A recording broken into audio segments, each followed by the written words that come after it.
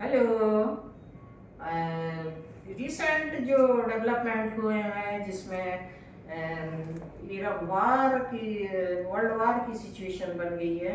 और कल जो है अगर अगर अची जो है विदेश मंत्री हैं ईरान के, उनका स्टेटमेंट आया है कि उन्होंने डीसैलिनाइजेशन के प्लांट पे ईरान में हमला किया है। उससे 30 से ज़्यादा गाँव में उनका पानी की समस्या हो गई है। तो उसके बदले में उनने भी कार्रवाई की है। तो सऊदी अरेबिया और यूएई इन जगहों पे भी उनका प्लांट को उनने मारा है। तो ये वार जो है आपको पेट्रोल से सड़क हट के अब पानी पे आ गई है। और मैं आपसे यदि आपको पूछूं कि आपको खाना और पानी में से क्या चूज करना है, तो आप शायद पानी को चूज करेंगे। आपको कहूँ कि आपके लिए पेट्रोल इम्पोर्टेंट है या पानी, तो आप बोलेंगे पानी। क्योंकि इसका कारण है पानी। और ये कि मैं आपको डेटा बताती हूँ कि कितनी ये प्लांट पे हमला होने से कितनी डिपेंडेंसी है इन कंट्रीज की।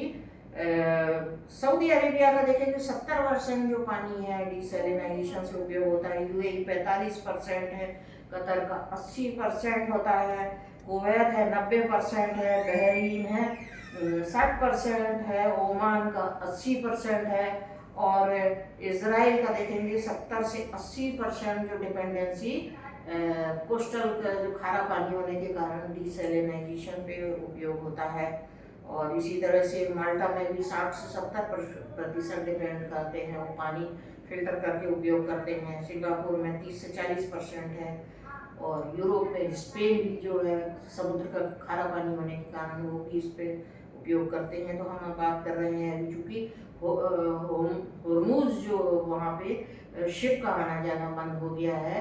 और वार और काउंटर वार के फायरिंग हो रही है, जो मिसाइल से अटैक हो रहे हैं ईरान और इसके इसराइल के बीच में। तो अब ये वार हो गया है, मिडिल ईस्ट में चला गया है। मिडिल ईस्ट में जाने का कारण उनका ये है कि उन्होंने क्या किया है, क्योंकि वो उनके पेट्रोल के कुएं चलते हैं, उनमें टेक्नोलॉजी है, उनसे बॉन्ड खरीदते हैं, अमेरिका में रहते हैं, पढ़ते जाते हैं, यूरोप में जाते हैं। तो ये लोग क्या होते हैं बिखरे हुए हैं और उनका सपोर्ट करते हैं। तो उसके बदले में चूँकि अब ईरान और उसके बदले में ये अपने डेवलपमेंट करते हैं और एरोड्रम तेल के कुएं ये सब डेवलपमेंट उनके यहाँ वेस्टर्न कंट्रीज से होता है।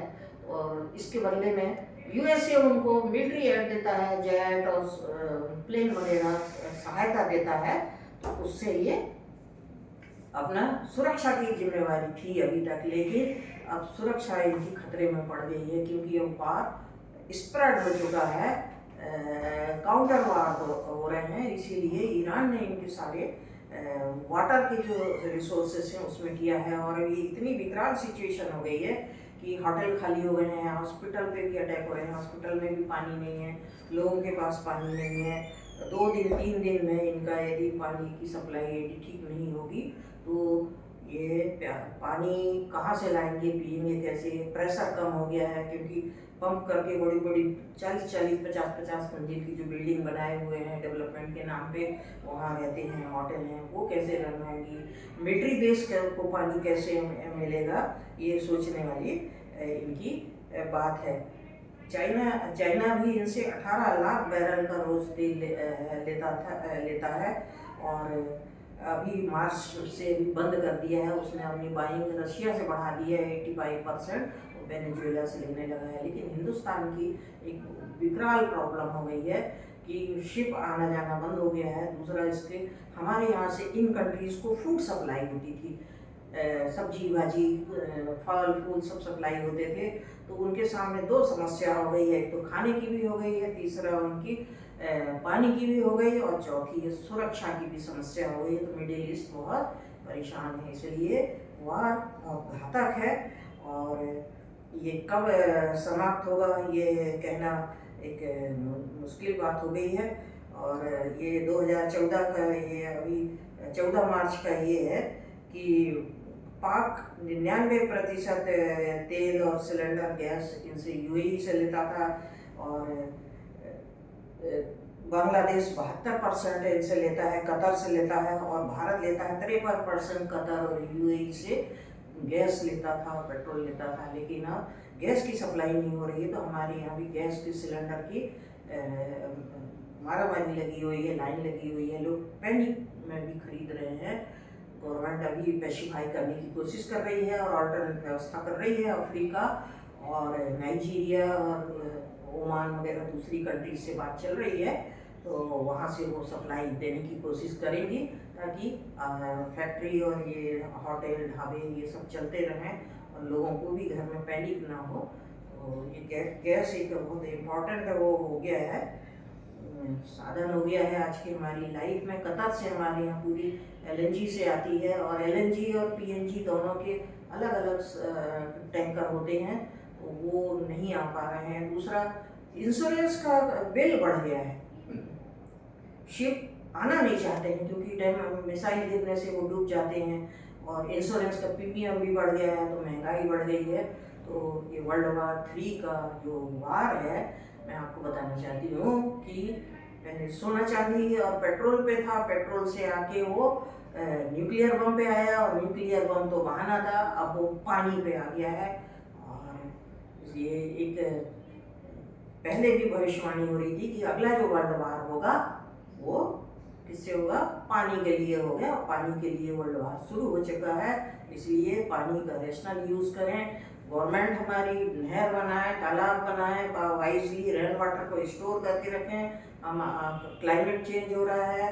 दूसरा, अल नीनो का भी वार्निंग आ गई है, क्योंकि अभी मार्च में ही इतनी तेज गर्मी होने लगी है कि अल नीनो की भी सतर्क रहने को कहा गया है। एक साथ देश पूरा हमारा हिंदुस्तान के विषय में हम सोचें तो परेशानी आने वाली है। तो सारे पढ़े लिखे और सभी लोगों से निवेदन है कि अलर्ट रहें, पेट्रोल के कंजम्पशन को खत्म करते हैं, ऑल्टरनेट मीडियम पे चले जाएं। लकड़ी जो गांव में जो है लकड़ी जला सकते हैं वो जलाएं, तेल मिल रहा है वो जलाएं। बिजली के कोई साधन से कंजम्पशन कम करें, फालतू गैस ना मिसयूज करें। इस तरह से टाइम निकल जाएगा, जैसे कोरोना निकाल लिया हमने, निकल जाएगा, और हम अपने आहिस्ता से इसी तरह से अपना समय निकाल के अपने देश के वृद्धि करने में सहयोग देंगे। इतना कहते मैं आपको पानी को विराम देती हूँ। जय हिंद।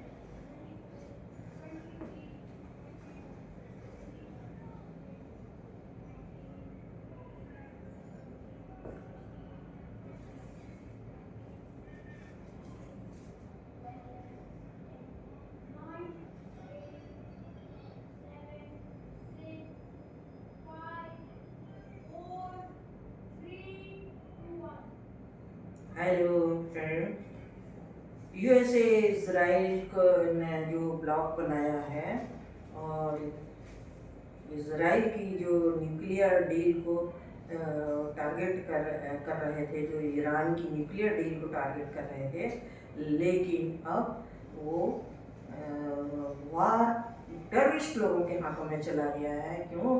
क्योंकि खोमेनी को पहले ही दिन उनकी मिनिस्ट्री की 40-45 लोगों के ऊपर अटैक हुआ था, तो वो इस दुनिया से जा चुके हैं। और हिजबुल्लाह, हुती, हमास, यमन की जो टेररिस्ट ग्रुप हैं, ये बहुत बुरी तरह से देश को तबाह करने में लगे हुए हैं।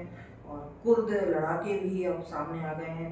इस तरह से जन हानि का एक विनाश लीला चल रही है, और उसको देखें, समझें। ये मैं आपको आज के टाइम पॉडकास्ट में आपको बताना चाहती हूँ। उसको देखें और समझें, आगे के लिए सतर्क हों। देखिए, मैंने आगे आपको यूट्यूब में इसमें बना के बताया है, और लाइक करें, सब्सक्राइब करें और अपने विचार दें। Thank you.